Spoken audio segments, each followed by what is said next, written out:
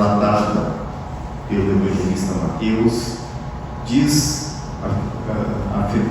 transcreve a afirmativa de Jesus, em que ele disse que aonde houvesse 2 ou mais pessoas reunidas em seu nome, ali ele estaria. Alguns fazem simplesmente uma leitura literal, reunidas em nome de Jesus, já vinculam a um determinado tempo, um horário específico, no local. E a doutrina espírita tem nos auxiliado neste entendimento de que Jesus quis dizer muito mais do que o óbvio. Quis deixar uma instrução que a reunião em nome de Jesus não era necessariamente estarmos batendo no peito, dizendo que somos cristãos, dizendo parte desta ou daquela ordem religiosa. Tanto que a própria literatura espírita, através das inúmeras mensagens trazidas pelos benfeitores espirituais, dão conta de muitos que procedem na maior retidão, num exemplo digno do cristianismo e sem estar vinculados a qualquer crença. Alguns, inclusive, nem conhecem, não estudaram, não têm assim, um conhecimento mais profundo da mensagem de Jesus, mas agem no amor, no desprendimento, na honestidade, num amplo senso de justiça, movido pela bússola da sua própria consciência, indicando o caminho do bem. Por outro lado, também não podemos esquecer de aqueles que se intitulam cristãos de várias vertentes religiosas e que lamentavelmente deixam a desejar na sua vida. Então, não queremos aqui nos acharmos, queremos subir no tamanho, pensando que no Espiritismo estamos imunes à conduta humana que permeia todos os agrupamentos da humanidade. Lamentavelmente, a doutrina espírita, através dessas mensagens, também comenta figuras que transitaram dentro das correntes espíritas em todos os tempos e que criaram dissensões, criaram litígios, enfim, e que se apresentaram na pátria espiritual em precariedade. Quem não lembra dos embates saudáveis de Dr. Bezerra de Menezes na unificação da doutrina espírita, em que algumas correntes mais vinculadas à questão científica da doutrina excluíam aquelas que tratavam da religiosidade. Por outro, aqueles místicos que vinculavam práticas de outras religiões, querendo simplesmente uma graça sem o menor esforço. Dr. Bezerra de Menezes, que sempre se vinculou mais à questão religiosa, buscou a sintonia com os demais grupos, para que hoje tenhamos no Brasil a doutrina que se conhece. Foi fácil ou não foi? Na biografia de Bezerra é mencionado as discussões que haviam nos jornais sobre esta tal corrente. Por quê? Muitas vezes por espíritas, que ficam melindrados, a soberba fala mais alto, a vaidade. Então não estamos indo. Mas estas são as exceções. A doutrina, ela convida sim o seu adepto para o exercício cristão na sua pureza. É uma exclusividade? Não é. Muitas outras vertentes religiosas fazem isso e fazem muito bem. Também é, sim, ser humano. Somos imperfeitos, estamos num planeta que acolhe espíritos imperfeitos também é. Agora, os tempos religiosos, os ambientes de qualquer ordem, elas são neutras. Elas não agem para o bem nem para o mal, são neutras. O que vai definir que lado nós vamos ficar é a conduta. Esta mesma literatura espírita nos traz exemplos preciosos para que melhor a gente fixe isso. Então, vamos encontrar, pelas instruções de Valdo Franco, que, transitando à frente de uma determinada igreja católica, foi convidado ali quando o padre desencarnado que ali estava, e ele entrando, a harmonia que reinava naquele ambiente.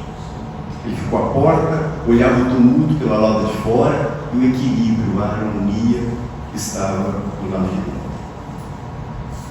No outro sentido, veio o André Luiz dizer que num templo da mesma ordem religiosa, reunindo 700, 800 pessoas, e ali o ambiente era irrespirável do ponto de vista espiritual.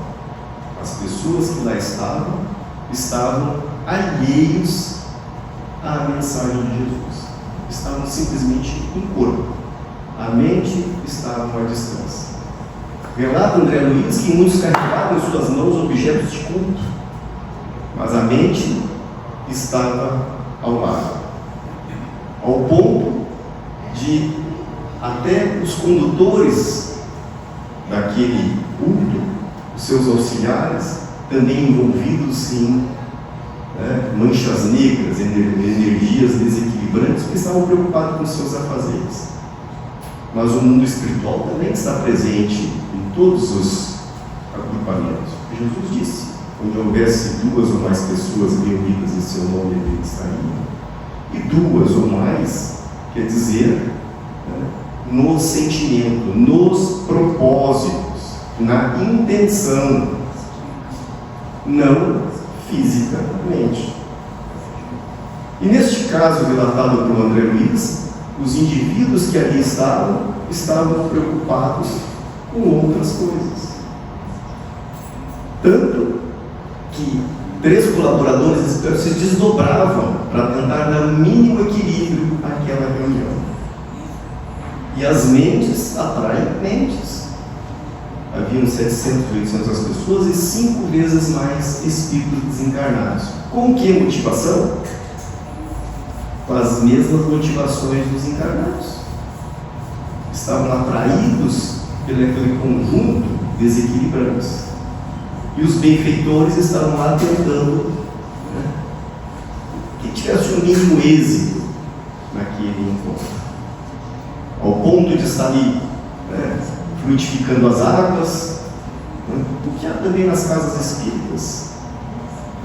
Estavam ali magnetizando as hóstias, e diz André Luiz que dos 11 celebrantes que estavam ali eu não sei exatamente usar o termo que se usa no termo católico, mas estavam ali para receber algo. Só uma senhora recebeu o benefício. Por outro lado, André Luiz nos relata nos livros Mensageiros de uma casa no Rio de Janeiro, em que equipe espiritual vindo da colônia Nosso Lar, André Luiz junto com esse grupo, transitando nas ruas do Rio de Janeiro, isso lá em meados do século passado, e o ar era irrespirável. Os indivíduos espirituais que perambulavam, era só do Rio? Não, é na Terra. A Terra, lamentavelmente, a maior parte das emissões mentais são de desequilíbrio. Uma verdadeira poluição, como afirma Emmanuel. Então ali estavam indivíduos, pelas suas intenções, pelas suas paixões, deixavam aquele ar pestilento, que espíritos mais nobres se superam para chegar a nós. E aí abordaram uma casa simples, uma casa singela, e o André Luiz relata, móveis muito simples, uma casa pequenininha, mas que ali era um ponto de luz. Havia clarões espirituais e que servia de um entreposto para essas equipes espirituais que vinham do Nosso Lar, assim como uma oficina de trabalho. Aí eles acampavam naquela casa de uma viúva e seus filhos para os trabalhos relativos ao atendimento de todos nós, ao atendimento dos encarnados e desencarnados que estão vinculados à crosta terrena em desequilíbrio. E aí é mencionado por André Luiz e pelo coordenador dos trabalhos, como funciona um ambiente em que Cristo está presente. As ideias, a mensagem, o trabalho, ali ele está presente não porque ele está fisicamente presente, mas ele está presente porque todos os colaboradores espirituais a serviço da lei do Pai encontram o refúgio, encontram a reciprocidade, inclusive se apropriam deste ambiente em prol de trabalhos maiores, não só os indivíduos que ali residem, mas para todos os demais. Então isso significa dizer, né, a presença de Jesus. E nós, espíritas, a nossa responsabilidade ela passa a ser um pouco maior, porque nós temos acesso a essas informações. Não quer dizer, né, que a doutrina espírita ela seja fácil. E aí me aproprio de algumas palavras do médium, do escritor e palestrante Raul Teixeira, em que, numa das suas falas, ele comentando sobre a dificuldade que reside dentro do Espiritismo. E ele diz assim: o Espiritismo não é para quem quer, é para quem pode, é para quem suporta. Mas como assim? Onde está a dificuldade? E aí ele começa falando, primeiro, não há espírita não praticante. Por exemplo, fala com um amigo, eu sou espírita, mas não sou praticante. O que é não praticante? O espírita não é praticar vindo a uma casa espírita, sendo um trabalhador do ambiente. O praticar é colocar em prática a mensagem de Jesus. Onde se coloca em prática isso? Em todos os momentos, em todos os instantes. Este é o praticante. Porque simplesmente a gente lê uma literatura espírita, assistir uma exposição doutrinária e ter aquela informação e não se apropriar dessa informação, pouco útil, né, passou a ser aquele evento. Então o praticante é usar isso para, né, o seu próprio melhoramento. Então Raul Teixeira disse: não pode ter espírita no praticante. Não há espírita por hereditariedade. Eu sou uma família espírita, meu avô, meu pai. Sim, não quer dizer que você seja espírita.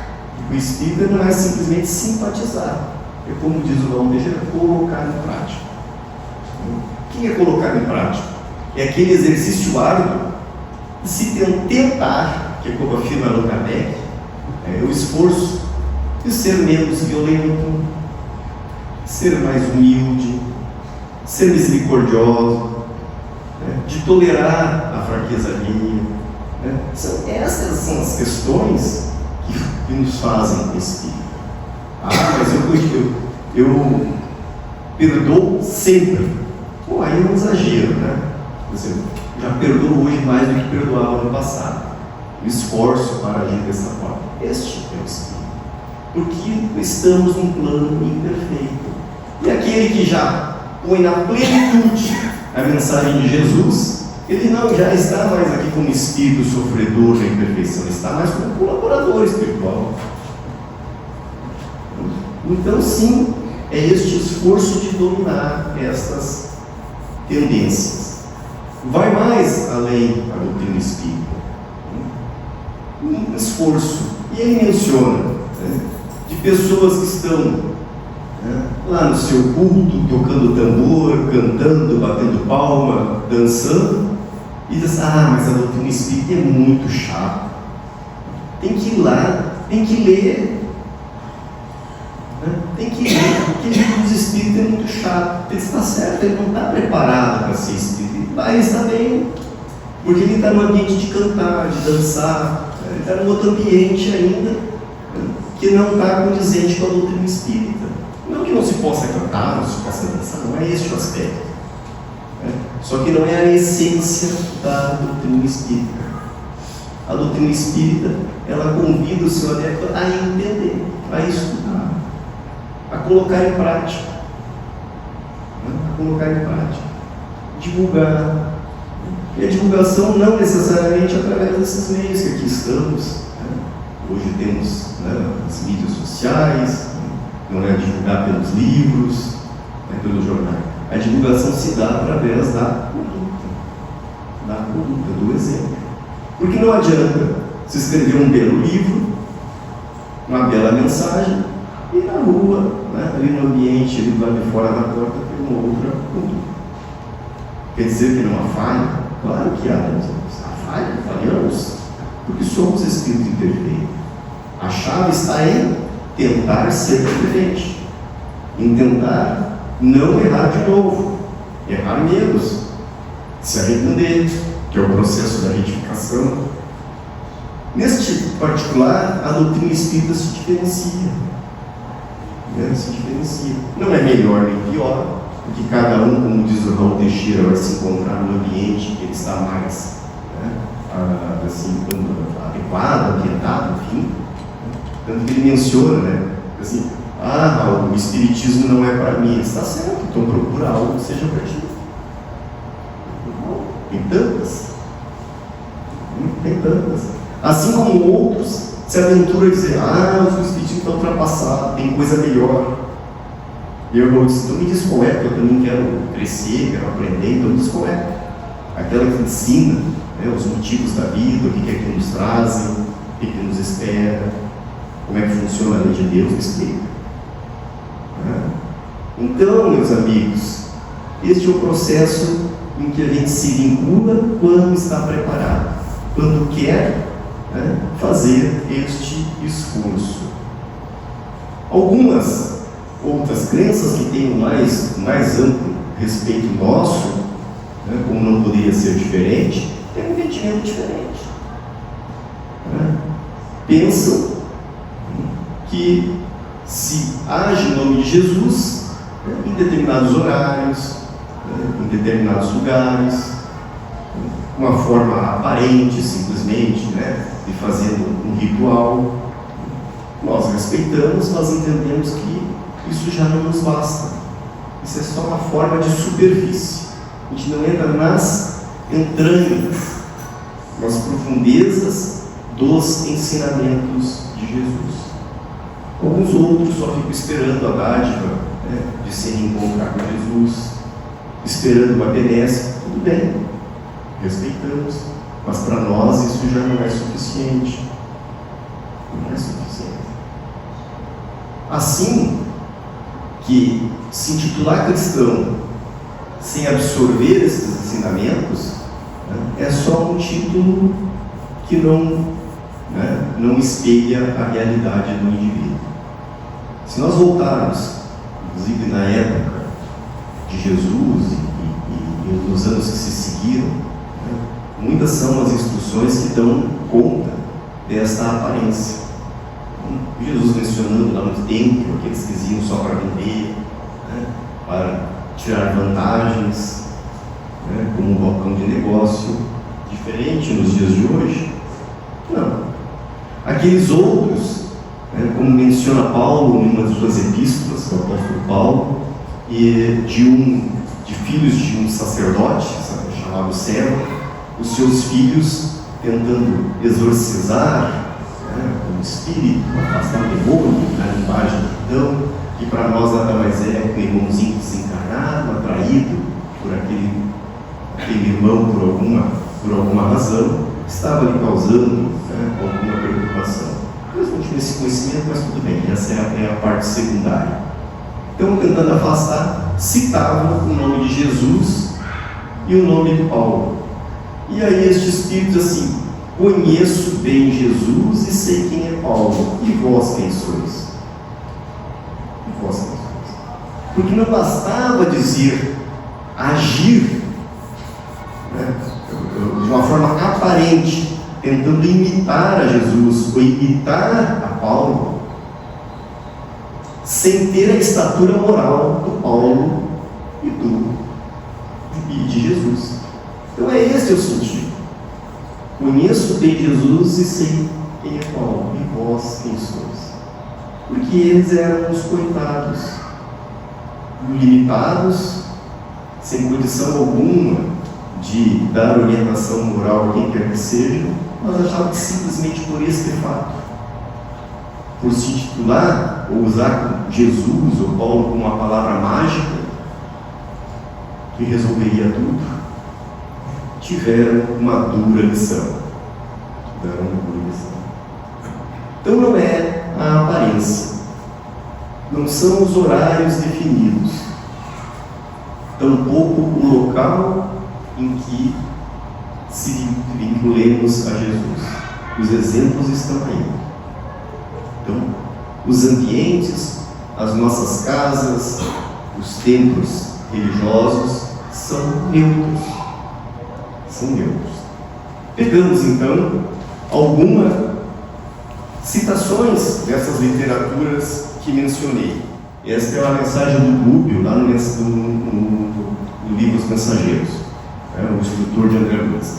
Em toda a casa de fé, os mensageiros do Senhor distribuem bênçãos compatíveis com as necessidades de cada um. Entretanto, é imprescindível o mérito. Então, em todos os tempos, ele não diz que alguns, ele diz que é deste ou daqueles, todos. Os mensageiros do Senhor, os benfeitores, estão distribuindo bênção. Agora, há que ter o merecimento. Aqueles citados por André Luiz não estavam fazendo por merecer, estavam na lei. E aí ele diz, relativo àquelas pessoas, aqueles 700, 800, que estavam lá, mais o tanto de desencarnados. Assim, temos aqui grande quantidade de crentes titulares. Isso bate carteirinha, né? Bate o ponto lá.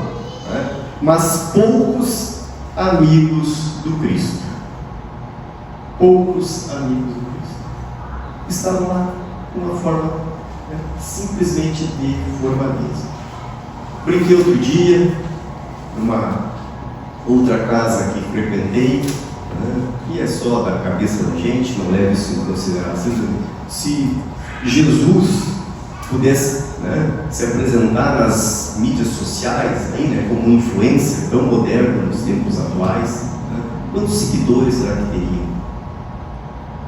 Será que teria mais que alguns jogadores de futebol, algum artista famoso? Enfim. Porque não é só, a gente segue aqueles que a informação é útil. Será que a informação é útil? Será que a gente vai querer ouvir aquelas informações? É só uma ideia absurda, mas para demonstrar de como nós estamos aí. O que diz aqui o benfeitor Rubio? Muitos crentes titulares, poucos amigos de Jesus, porque requer aquele esforço citado por Raul Teixeira. Requer aquele esforço. Mas eu tenho que aprender isso, eu vou ter que colocar em prática. Mas não tem na graça, é tudo meio assim, meio calmo, não tem brincadeiras. Não é o foco, não que não possa ter. Não possa ter um momento de descontração.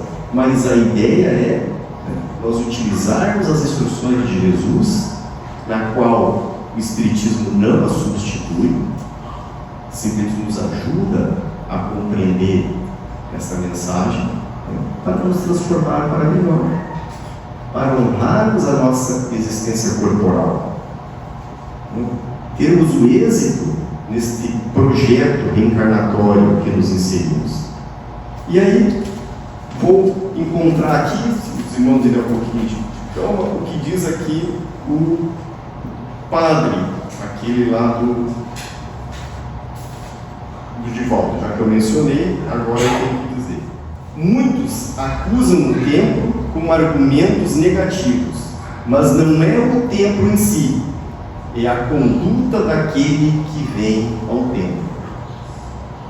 Está aqui essa mensagem aqui deste espírito, porque às vezes a gente da nossa leviandade, cometemos, fazemos os nossos julgamentos precipitados, mas aquele templo, aquela religião, e aí está esse padre desencarnado dizendo: não é o templo, não é o templo. O que vai modificar é aqueles que vão ao templo. Aqueles que vão ao templo. Então a mensagem de Jesus não pode ser mais clara, meus irmãos. Onde houver 2 ou mais pessoas reunidas em meu nome, lá eu estarei. Muito que bem que pode ser a nossa casa. Pode ser a nossa casa. Pode ser qualquer lugar. Qualquer lugar. Agora, não é simplesmente um rótulo. Não é simplesmente dizer que, olha, eu torço para aquele time ou para aquele outro. Não é esse o fato. Não é isso que importa. O que importa é que a gente tente, com um esforço mínimo, agir diferente em prol do bem, em prol do nosso melhoramento, utilizando-nos da mensagem de Jesus. Aí podemos ser cristãos, uma vez que estamos vinculados a um ambiente cristão. Muito que bem poderíamos ser cristãos, como está dito, sem conhecer Jesus, porque agem neste outro modo de consciência, certamente uma lição que já aprenderam em outras reencarnações e que hoje não se faz mais necessário estar vinculado a esta ou aquela corrente. E agem nestes exemplos mais dignos, que conheci durante alguns períodos da minha vida, indivíduos que assim procederam. Então aí estão os exemplos.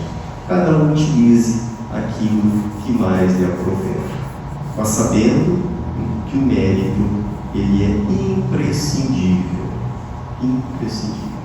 Os benfeitores espirituais, como está dito na mensagem, estão aí distribuindo bênção de todas as formas. Agora, se não encontrar ressonância em cada um de nós, o trabalho deles é em vão e nós, lamentavelmente, deixamos de utilizar dessas benesses trazidos pelo mundo maior. Obrigado pela atenção. Desejo a todos, então, que tenhamos Jesus em nossa mente, em nosso conduta, que possam fixarmos a sua mensagem em prol da